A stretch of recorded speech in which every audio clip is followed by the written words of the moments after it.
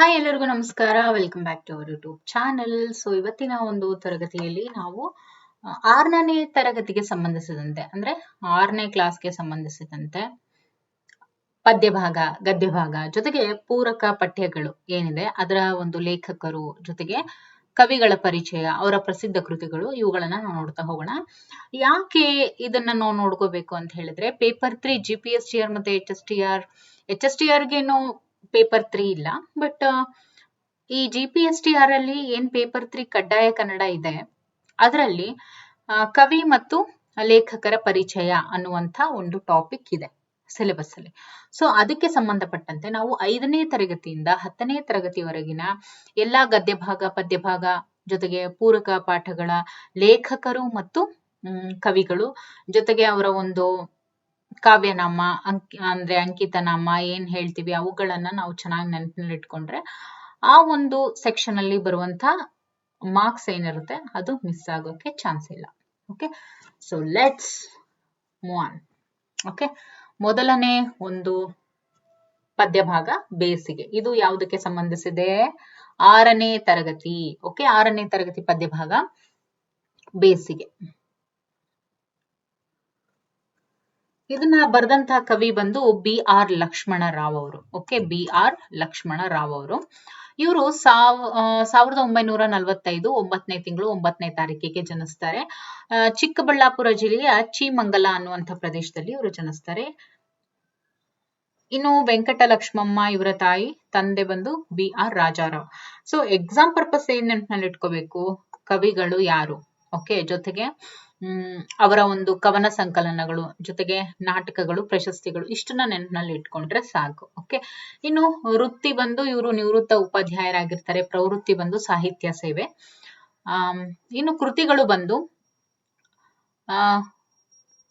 ಕವನ ಸಂಕಲನಗಳು. ಇದರಲ್ಲಿ ಗೋಪಿ ಮತ್ತು ಗಾಂಡಲೀನ, ಟುವಟಾರ, ಇವಳು ನದಿಯಲ್ಲ, ಸುಬ್ಬಭಟ್ಟರ ಮಗಳೇ, ಕೇಳಿದಿರ ಅಲ್ವಾ? ಎಸ್, ಈ ಸುಬ್ಬಭಟ್ಟರ ಮಗಳೇ ಇದನ್ನು ಕೂಡ ರಚಿಸಿದಂತರು BR ಲಕ್ಷ್ಮಣ ರಾವ್. ಇನ್ನು ಭಾರತ ಬಿಂದು ರಶ್ಮಿ, ಹನಿಗವಿತೆಗಳು, ವಿನೋದ ಕವಿತೆಗಳು.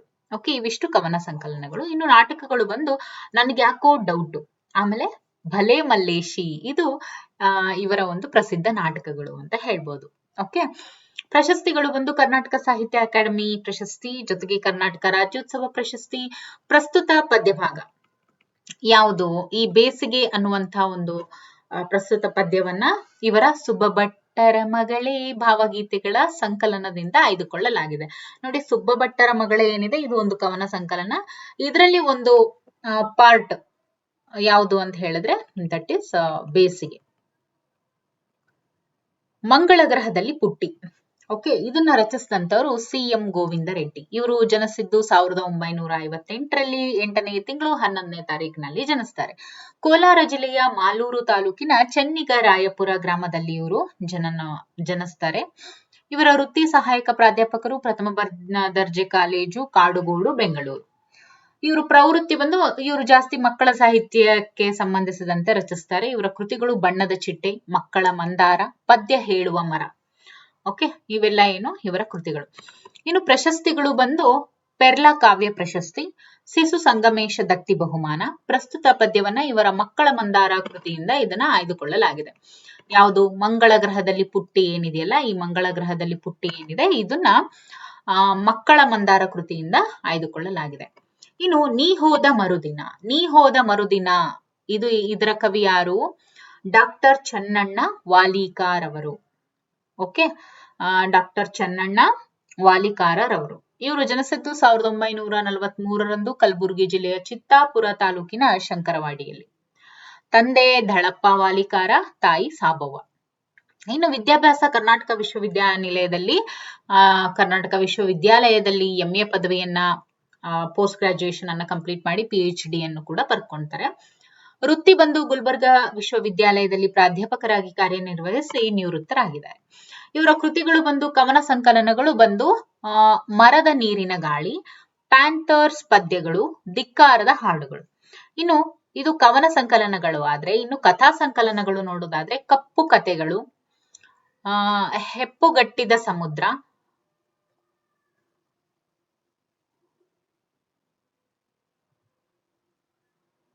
ಕುತದಲ್ಲಿ ಕುದ್ದವರ ಕಥೆಗಳು. ಓಕೆ, ಆಮೇಲೆ ಮಹಾಕಾವ್ಯಗಳು ಬಂದು ಇದನ್ನು ವೆರಿ ಇಂಪಾರ್ಟೆಂಟ್. ಮಹಾಕಾವ್ಯಗಳು ಬಂದು ಯೋಮ ಯೋಮ, ಆಮೇಲೆ ಸುನೀತಂಗಳ ಸುಖಾವ್ಯಾಮೃತ. ನಾಟಕಗಳು ಬಂದು ಟೊಂಕದ ಕೆಳಗಿನ ಜನ, ನರಭಕ್ಷಕ ರಾಜನ ಕತೆ, ತಲೆ ಹಾಕುವವರು. ಓಕೆ, ಇದು ಕೂಡ ಒಂದು ನಾಟಕ. ಇನ್ನು ಪ್ರಶಸ್ತಿಗಳು ಬಂದು ಕರ್ನಾಟಕ ಜಾನಪದ ಅಕಾಡೆಮಿ ಗೌರವ, ಜೊತೆಗೆ ಕರ್ನಾಟಕ ನಾಟಕ ಅಕಾಡೆಮಿ ಪ್ರಶಸ್ತಿ, ಕರ್ನಾಟಕ ಸಾಹಿತ್ಯ ಅಕಾಡೆಮಿ ಪ್ರಶಸ್ತಿ, ಜೊತೆಗೆ ಪ್ರಸ್ತುತ ಕವಿತೆ ಯಾವುದು? ನೀ ಹೋದ ಮರುದಿನ. ಈ ನೀ ಹೋದ ಮರುದಿನ ಕವಿತೆಯನ್ನ ಸಮಗ್ರ ಕಾವ್ಯ ಈ ಒಂದು ಸಂಪುಟದಿಂದ ಇದನ್ನ ಆರಿಸಿಕೊಳ್ಳಲಾಗಿದೆ. ಇನ್ನು ಮಗು ಮತ್ತು ಹಣ್ಣುಗಳು. ಕವಿ ಬಂದು ಶ್ರೀ ಎಚ್.ಎಸ್. ಶಿವಪ್ರಕಾಶರವರು. ಜನನ 1954, ಬೆಂಗಳೂರಿನಲ್ಲಿ ಜನಿಸ್ತಾರೆ. ವೃತ್ತಿ ಇಂಗ್ಲಿಷ್ ಪ್ರಾಧ್ಯಾಪಕರು. ಕೃತಿಗಳು ಮಹಾಚೈತ್ರ, ಸುಲ್ತಾನ್ ಟಿಪ್ಪು, ನವಿಲು ನಗರ, ಮಳೆ ಬಿದ್ದ ನೆಲದಲ್ಲಿ. ಇವು ಇವರ ಕೃತಿಗಳು. ಪ್ರಶಸ್ತಿಗಳು ಬಂದು ಕರ್ನಾಟಕ ನಾಟಕ ಅಕಾಡೆಮಿ ಪ್ರಶಸ್ತಿ, ಕೇಂದ್ರ ಸಂಗೀತ ನಾಟಕ ಅಕಾಡೆಮಿ ಪ್ರಶಸ್ತಿ, ಕೇಂದ್ರ ಸಾಹಿತ್ಯ ಅಕಾಡೆಮಿ ಪ್ರಶಸ್ತಿ ಕೂಡ ಇವರು ಪಡ್ಕೊಂಡಿದ್ದಾರೆ. ಇನ್ನು ಹೊಸಬಾಳು ಏನಿದೆ, ಇದು B.S. Kurkal. Okay, B.S. Kurkal ರವರು ಇದನ್ನು ರಚಿಸಿದರೆ. ಇವರು ಜನನ ಉಡುಪಿಯ ಪಾಜಕದಲ್ಲಿ ಇವರು ಜನಿಸ್ತಾರೆ 1932, 7ನೇ ತಿಂಗಳು 17ನೇ ತಾರೀಕು. ಇನ್ನು ಕುರ್ಕಾಲು ಗಣಪಯ್ಯ ಶೆಟ್ಟಿ ಇವರ ತಂದೆ ಆಗಿರ್ತಾರೆ. ಲಕ್ಷ್ಮೀ ಶೆಡ್ತಿ ಇವರ ತಾಯಿ ಆಗಿರ್ತಾರೆ. ಇವರ ವಾಸಸ್ಥಳ ಮುಂಬೈ ಆಗಿತ್ತು. ವೃತ್ತಿಯಲ್ಲಿ ಇವರು ಶಿಕ್ಷಕರು. ಪ್ರವೃತ್ತಿ ಬಂದು ನಟ, ನಾಟಕಕಾರ, ಜೊತೆಗೆ ನಿರ್ದೇಶಕ, ಕವಿ, ಆಮೇಲೆ ಪತ್ರಿಕಾ ಸಂಪಾದಕ, ಅಂಕಣಕಾರ, ಯಕ್ಷಗಾನ ಅರ್ಥಧಾರಿ.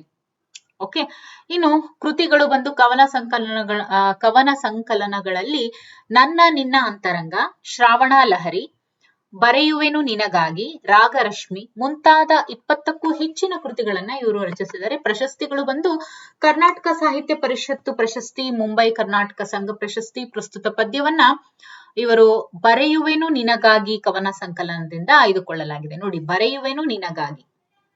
ಬರೆಯುವೆನು ನಿನಗಾಗಿ ಇದು ಒಂದು ಕವನ ಸಂಕಲನ. ಇದರಿಂದ ಹೊಸಬಾಳು ಅನ್ನುವಂಥ ಕವನ ಸಂಕಲನವನ್ನ ಆಯ್ದುಕೊಳ್ಳಲಾಗಿದೆ. ಈ ಒಂದು ಪದ್ಯವನ್ನ ಆಯ್ದುಕೊಂಡಿದ್ದಾರೆ. ಇನ್ನು ಗಂಗವ್ವ ತಾಯಿ. ಡಾಕ್ಟರ್ ಸಿದ್ಧಲಿಂಗ ಪಟ್ಟಣ ಶೆಟ್ಟಿ ಇದರ ಒಂದು ರಚನೆಯನ್ನ ಮಾಡಿದಂತವರು. ಇವರು 11ನೇ ತಿಂಗಳು 3ನೇ ತಾರೀಕು 1939ರಂದು ಧಾರವಾಡ ಜಿಲ್ಲೆಯ ಯಾದವಾಡದಲ್ಲಿ ಜನಿಸ್ತಾರೆ. ಬಸಟಪ್ಪ ತಂದೆ, ಗಿರಿಜಾದೇವಿ ತಾಯಿ. ಇವರು 60ಕ್ಕಿಂತ ಹೆಚ್ಚು ಕನ್ನಡ ಮತ್ತು 10ರಷ್ಟು ಹಿಂದಿ ಪುಸ್ತಕಗಳನ್ನ ಇವರು ರಚಿಸಿದ್ದಾರೆ. ಕವನ ಸಂಗ್ರಹಗಳು ಬಂದು ನೀನಾ, ಔರಂಗಜೇಬ್, ಪರದೇಸಿ ಹಾಡುಗಳು, ಆಯಸ್ಕಾಂತ, ಇಷ್ಟು ಹೇಳಿದ ಮೇಲೆ, ಆಮೇಲೆ ಅಪರಂಪಾರ. ಓಕೆ, ಇನ್ನು ಕಥಾ ಸಂಗ್ರಹಗಳು ಬಂದು ಮಾವ ಮತ್ತೆ ಹಕ್ಕಿಗಳು. ವಿಮರ್ಶಾ ಕೃತಿಗಳು ಬಂದು ಅನುಶೀಲನ, ರಂಗಾಯಣ, ಪರಿಭಾವನ, ವಿವೇಚನ ಮುಂತಾದ ಆಷಾಢದ ಒಂದು ದಿನ, ಆಮೇಲೆ ಆಧೆ ಆಧೂರೆ, ಆಮೇಲೆ ಅಂಧಯುಗ, ಮುದ್ರಾ ರಾಕ್ಷಸ, ಶಸ್ತ್ರ ಸಂತಾನ, ಕೋರ್ಟ್ ಅನುವಾದ ಕೋರ್ಟ್. ಆಮೇಲೆ ಅನುವಾದ ನಾಟಕಗಳು ಬಂದು ಮಾರ್ಷಲ್, ಚೋರ ಚರಣದಾಸ, ಆಕಾಶ ಭೇರಿ, ಕಾಲ ಕೆಳಗಿನ ನೆಲ. ಓಕೆ, ಪ್ರಶಸ್ತಿಗಳು ಬಂದು 1996ರಲ್ಲಿ ಕರ್ನಾಟಕ ನಾಟಕ ಅಕಾಡೆಮಿಯ ಗೌರವ ಫೆಲೋಶಿಪ್ ಅನ್ನ ಇವರು ಪಡೆದುಕೊಳ್ತಾರೆ. 1998ರಲ್ಲಿ ಕರ್ನಾಟಕ ಸಾಹಿತ್ಯ ಅಕಾಡೆಮಿಯ ಗೌರವ ಪ್ರಶಸ್ತಿ ಕೂಡ ಇವರು ಪಡೆದುಕೊಳ್ತಾರೆ. ಕರ್ನಾಟಕ ಸರ್ಕಾರದ ರಾಜ್ಯೋತ್ಸವ ಪ್ರಶಸ್ತಿ ಕೂಡ ಇವರು ಪಡ್ಕೊಂಡಿದ್ದಾರೆ. ಕೇಂದ್ರ ಸಾಹಿತ್ಯ ಅಕಾಡೆಮಿಯ ಕಾರ್ಯಕಾರಿ ಸಮಿತಿ ಸದಸ್ಯ ಮತ್ತು ಕನ್ನಡ ಸಲಹಾ ಮಂಡಳಿಯ ಸಂಚಾಲಕರಾಗಿ ಕೂಡ ಇವರು ಕಾರ್ಯವನ್ನ ನಿರ್ವಹಿಸಿದ್ರು.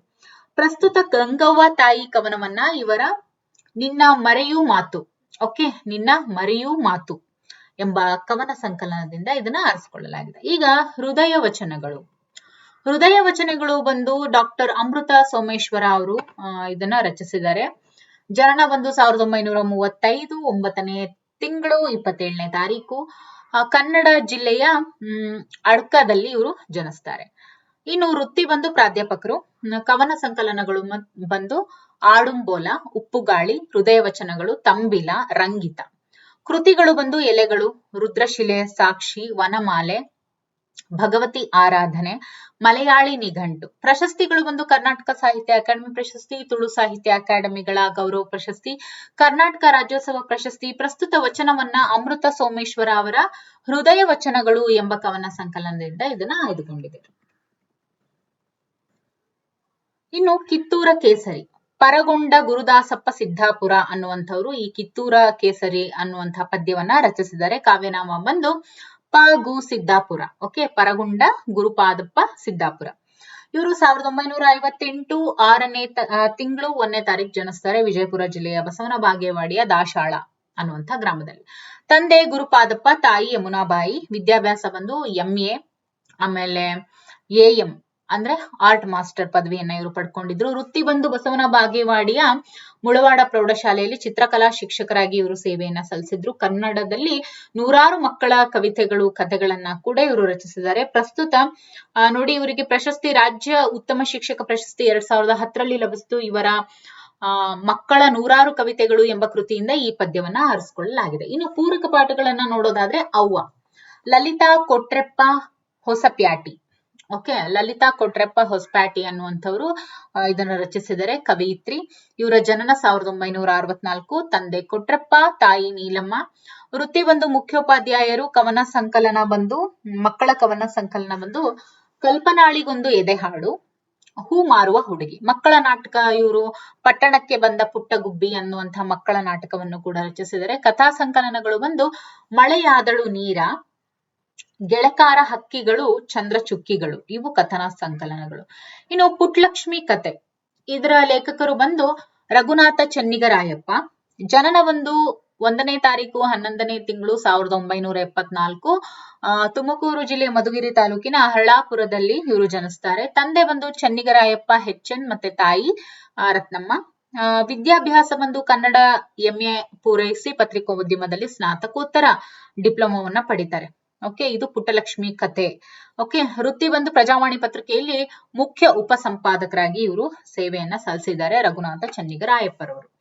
ಇನ್ನು ಕೃತಿಗಳು ಬಂದು ಹೊಳೆಯಲ್ಲಿ ಹರಿದ ನೀರು, ಹೊರಗೂ ಮಳೆ ಒಳಗೂ ಮಳೆ, ರಾಗಿ ಮುದ್ದೆ, ಚೆಲ್ಲಾಪಿಲ್ಲಿ, ವ್ಯಂಗ್ಯ ಚಿತ್ರ ವಿಶ್ವರೂಪ, R ನಾಗೇಂದ್ರ ರಾವ್, ಡಾಕ್ಟರ್ ದೇವಿ ಶೆಟ್ಟಿ, ಬಿಲ್ ಗೇಟ್ಸ್, ಅಣ್ಣಾ ಹಜಾರೆ, ಸತಿ ಸುಲೋಚನ. ಕನ್ನಡದ ಮೊದಲ ವಾಕ್ಚಿತ್ರದ ಕಥನ. ಓಕೆ, ಚಂದನವನದ ಚಿನ್ನದ ಹೂಗಳು, ಪುಟ್ಟಲಕ್ಷ್ಮಿ ಕಥೆಗಳು ಇವರ ಕೃತಿಗಳು. ಯಾರ ಕೃತಿಗಳಿವೆಲ್ಲ? ದಟ್ ಈಸ್ ರಘುನಾಥ ಚೆನ್ನಿಗರಾಯಪ್ಪ ಅವರ ಕೃತಿಗಳು. ಇನ್ನು ಇವರಿಗೆ ಪ್ರಶಸ್ತಿಗಳು ಬಂದು ಕನ್ನಡ ಸಾಹಿತ್ಯ ಪರಿಷತ್ನ ವಸುದೇವ ಭೂಪಾಲಂ ದತ್ತಿ ನಿಧಿ ಬಹುಮಾನ ಸಿಕ್ಕಿದೆ. ವರ್ಧಮಾನ ಪ್ರಶಸ್ತಿ, ಹಾಗೆ ಕೆ ಸಾಂಬಶಿವಪ್ಪ ಸ್ಮಾರಕ ಪ್ರಶಸ್ತಿ ದೊರಕಿದೆ. ದರಾ ಬೇಂದ್ರೆ ಟ್ರಸ್ಟ್ ನ ಗ್ರಂಥ ಬಹುಮಾನ ಸಿಕ್ಕಿದೆ. ಬೆಂಗಳೂರು ಮಹಾನಗರ ಸಾರಿಗೆ ಸಂಸ್ಥೆಯ ಅರಳು ಪ್ರಶಸ್ತಿ ಹಾಗೂ ಕರ್ನಾಟಕ ಸಾಹಿತ್ಯ ಅಕಾಡೆಮಿಯ ಪುಸ್ತಕ ಬಹುಮಾನಗಳು. ಓಕೆ, ಕರ್ನಾಟಕ ಸಾಹಿತ್ಯ ಅಕಾಡೆಮಿಯ ಪುಸ್ತಕ ಬಹುಮಾನಗಳು ಕೂಡ ಇವರಿಗೆ ಸಿಕ್ಕಿದೆ. ಪ್ರಸ್ತುತ ಕಥೆಯನ್ನ ಅವರ ಪುಟ್ಲಕ್ಷ್ಮಿ ಕಥೆಗಳು ಕಥಾ ಸಂಕಲನದಿಂದ ಆಯ್ದುಕೊಳ್ಳಲಾಗಿದೆ. ಓಕೆ, ಇನ್ನು ಹುಚ್ಚು ಹುರುಳು ಅಂದ್ರೆ ರಾಯಸಂ ಭೀಮಸೇನ ರಾವ್ ಬೀಚಿ ಅನ್ನೋದು ಅವರ ಒಂದು ಕಾವ್ಯನಾಮ. ಯಾವುದು? ರಾಯಸಂ ಭೀಮಸೇನ ರಾವ್. ಇವರು ಹರಪನಹಳ್ಳಿಯಲ್ಲಿ ಜನಿಸ್ತಾರೆ 1913ರಲ್ಲಿ. ನಿರ್ಭಯಾಗ್ರಫಿ, ತಿಮ್ಮನ ತಲೆ, ತಿಮ್ಮ ರಸಾಯನ ಇವರ ಒಂದು ಹಾಸ್ಯ ಕೃತಿಗಳು. ಓಕೆ, ಇಲ್ಲಿಯವರೆಗೂ ನಾವು 6ನೇ ತರಗತಿಗೆ ಸಂಬಂಧಿಸಿದಂತೆ ಕವಿಗಳ, ಲೇಖಕರ, ವಚನಕಾರ್ತಿ ಏನಿದ್ದಾರೆ ಅವರ ಒಂದು ಪ್ರಸಿದ್ಧ ಕೃತಿಗಳು ಮತ್ತು ಪ್ರಶಸ್ತಿಗಳನ್ನ ನಾವು ನೋಡಿದ್ವಿ. ಓಕೆ, ಮುಂದಿನ ಒಂದು ತರಗತಿಯಲ್ಲಿ 7ನೇ ಒಂದು ತರಗತಿಗೆ ಸಂಬಂಧಿಸಿದಂತೆ ನಾವು ಏನೆಲ್ಲ ಬರುತ್ತೆ, ಗದ್ಯ ಭಾಗ, ಪದ್ಯ ಭಾಗ, ಅವುಗಳ ಕವಿ ಮತ್ತು ಕವಯಿತ್ರಿ, ಲೇಖಕರ ಪರಿಚಯವನ್ನ ನಾವು ನೋಡ್ತಾ ಹೋಗೋಣ.